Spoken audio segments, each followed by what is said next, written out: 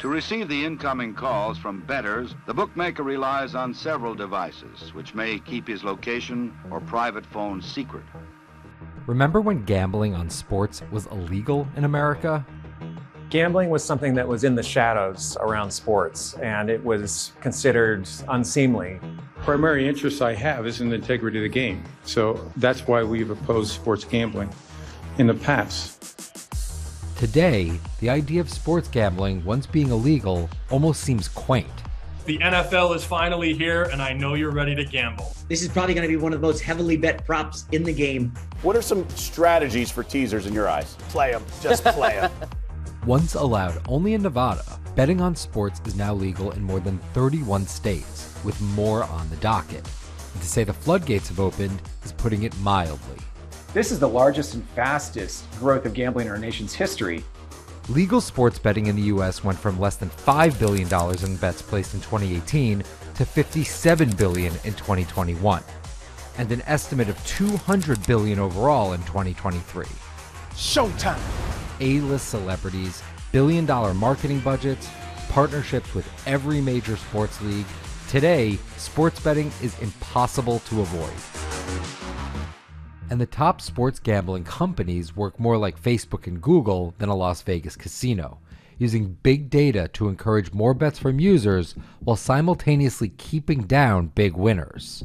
What we see with online sports betting and mobile sports apps looks a lot more like a slot machine than traditional sports betting. We know that there will be some people for whom this expansion will cause devastating problems. Sports gambling is a progressive illness. When you're a compulsive gambler and they're giving you all these extra propositions and they're giving you this live betting, you have no chance whatsoever. Unfortunately, the history of legalized gambling in America is replete with failures of government and failures of operators to really seriously consider balancing the social costs with the economic gains. So while sports is a multi-billion-dollar industry, it's possible the costs may outweigh the gains.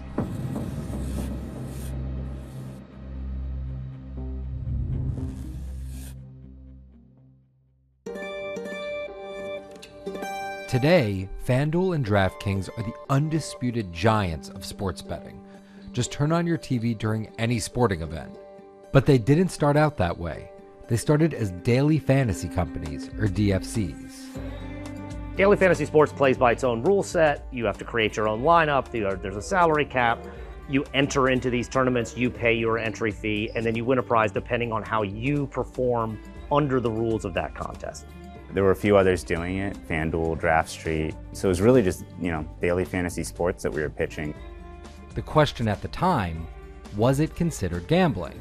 Fantasy sports was in something of a gray area. It was viewed by some states as a form of gambling, and before that Supreme Court ruling, that wasn't allowed. You couldn't gamble on sports. We didn't really understand the political angle that could potentially ensue. We just thought fantasy sports is a skill game that's kind of settled, and we went about building it in such a way. I won over $2 million thanks to DraftKings.com. In 2015, daily fantasy sports, there was quite a bit of investment into FanDuel and into our primary competitor. And that money fueled a land grab for customers, which generated a lot of advertising. That advertising caught the attention of regulators who wanted to understand better what our product was. Probably the most high profile was the New York Attorney General. Because effective this morning, DraftKings and FanDuel have both ceased and desisted from taking bets from New Yorkers. Daily fantasy sports operators are free to go to the legislature and the governor if they want to change the law. Which is exactly what they did. Eventually, DraftKings and FanDuel ended up paying $6 million each in separate settlements with the New York Attorney General over false advertising claims. That settlement paved the way for them to be welcomed into the club and ended up becoming something of a soft launch for these companies. It's a way for the leagues to get comfortable with them. Once New York broke in our favor, it was clear that that was the trend that states were going down. We could start focusing on the path forward instead of fighting for our lives and defending ourselves. Breaking news: the Supreme Court this morning striking down the federal ban on sports betting. Now it leaves it up to the state. overnight, because the Supreme Court ruling in 2018 allowed states other than Nevada to legalize gambling on sports, gambling has become mainstream in America. It was certainly a happy day in the office as we all kind of frantically looked at our laptops and scanned through the decision together. It didn't take long. Within about a year, sports betting was already bigger than daily fantasy sports. After the ruling, the major American professional sports leagues, who all at one point denounced sports gambling, started doing a rapid 180. But I think it's ultimately a positive thing, and our view is both from an integrity standpoint and a regulatory standpoint, and ultimately for states and federal jurisdictions to raise tax, it should be a regulated industry.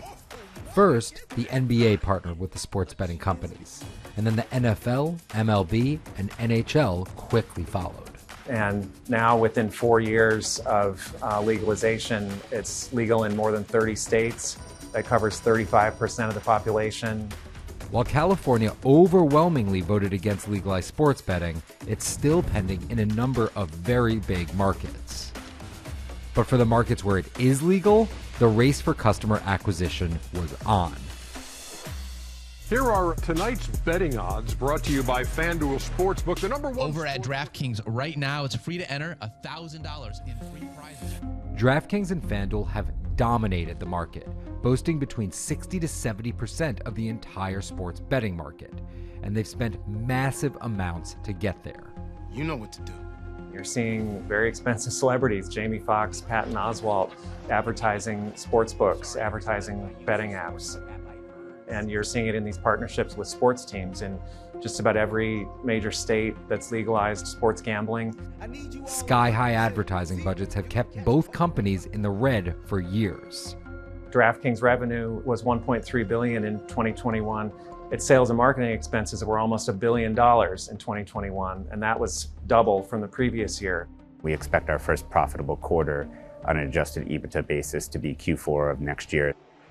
FanDuel, however, is the first to actually post a profit. We were the first sportsbook in the U.S. to report that we were profitable in the second quarter of this year, that we expect to be profitable for the full year in 2023. The other side of the coin when it comes to growing the sports betting business are partnerships with the sports leagues themselves.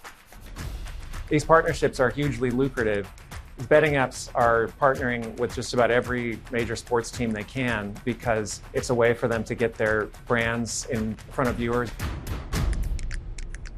So here at DC United, in my hometown, we have a retail sports book. We have retail sports books also at the Footprint Arena in Phoenix, the home of the Suns. We will have one coming soon in the United Center, home of the Blackhawks and the Bulls in Chicago. As a partner, we're not just a category that they're selling, we're actually something that really is integrated into their game, into their fan experience. We need to be woven into the pregame narratives when people are discussing the game. For the leagues, this is a massive win. It makes fans more engaged than ever.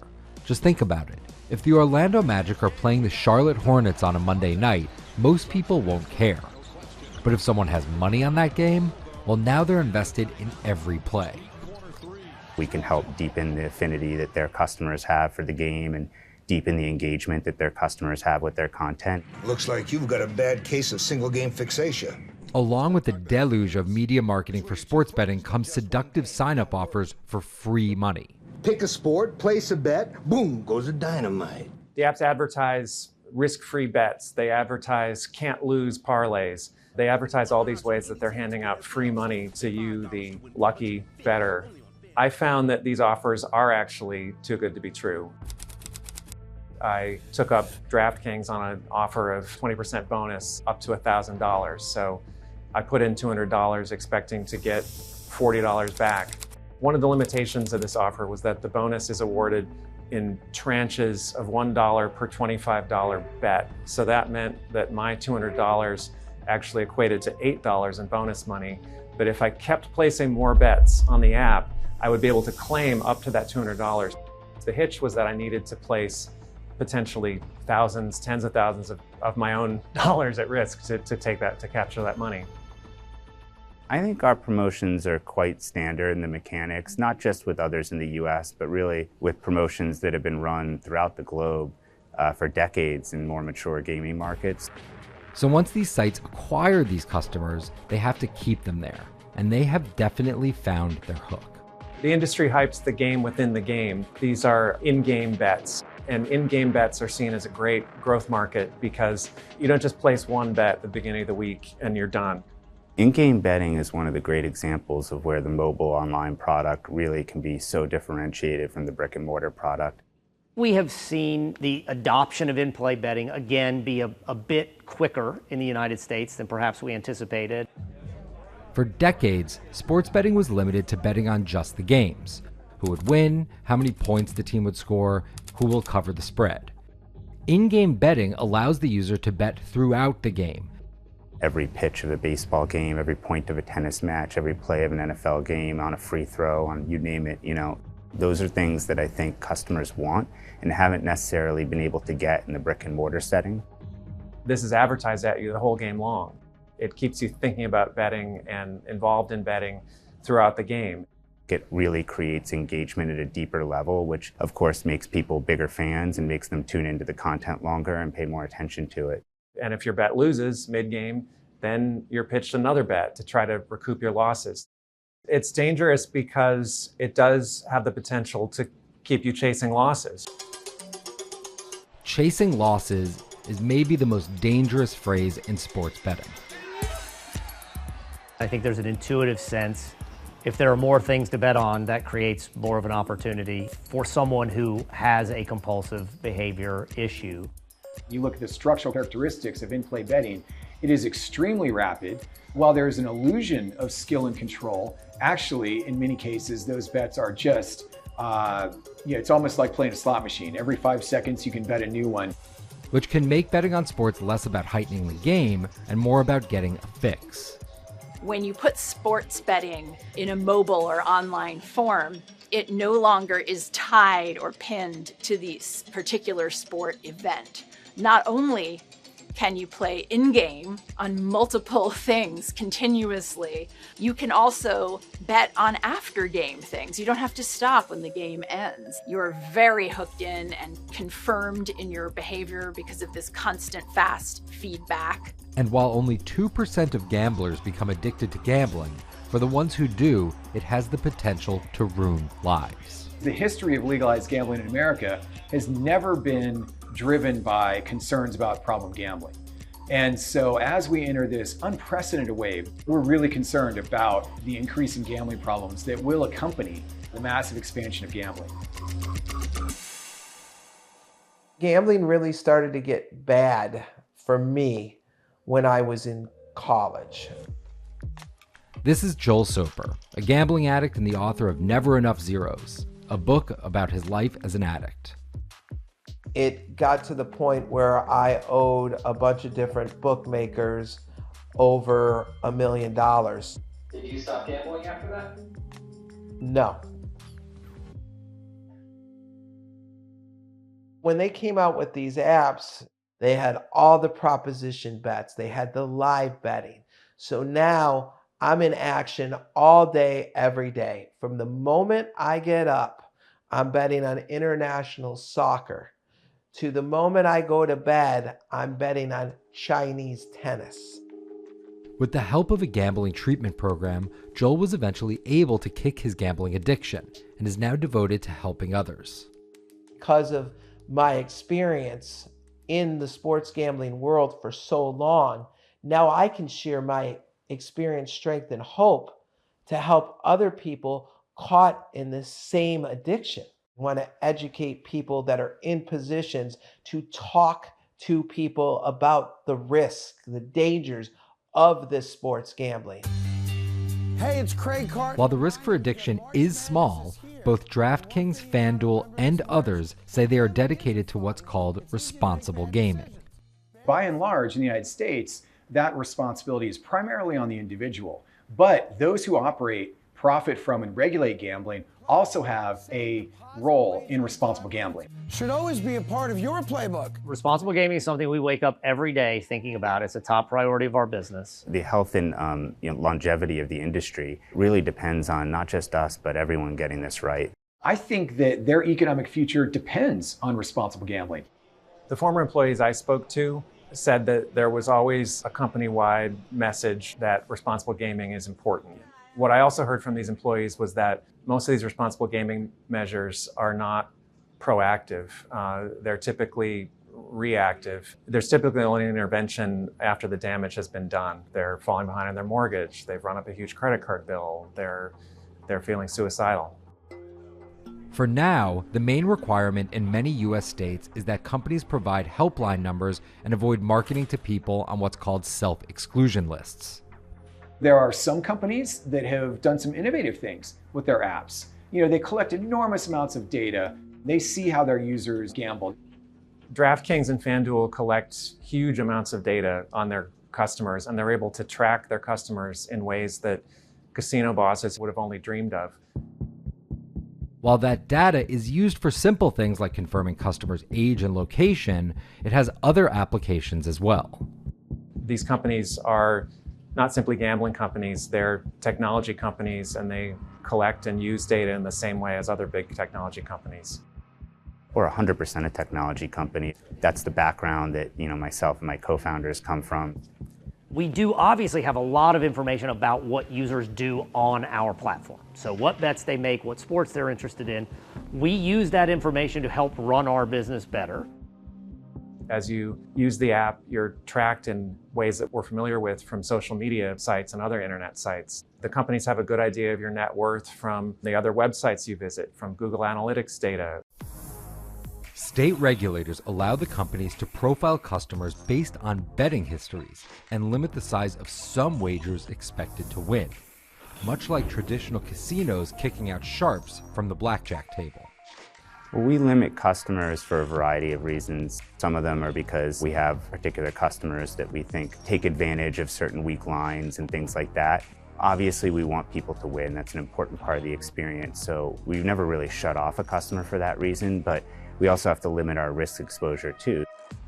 Ultimately, by leaving it up to the states and with no federal legislation on the horizon, these organizations, for the most part, are left to police themselves. The vast majority of companies are taking these apps and they're tuning them to 100 in terms of maximizing revenue. They build in little or no responsible gambling features. The federal government is more focused on alcohol and opioids than gambling at this point.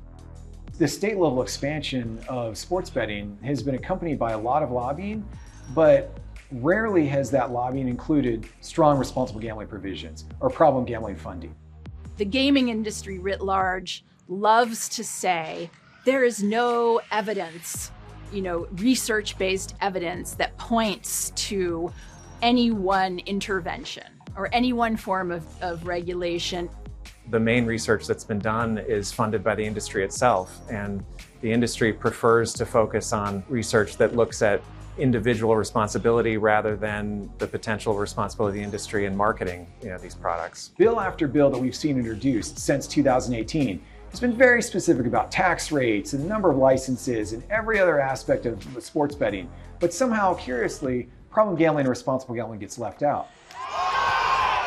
While individuals ultimately bear the responsibility for their own actions, many hope the biggest companies in this area will make safety an ever bigger part of their mandate, if only to assure this boom doesn't end anytime soon.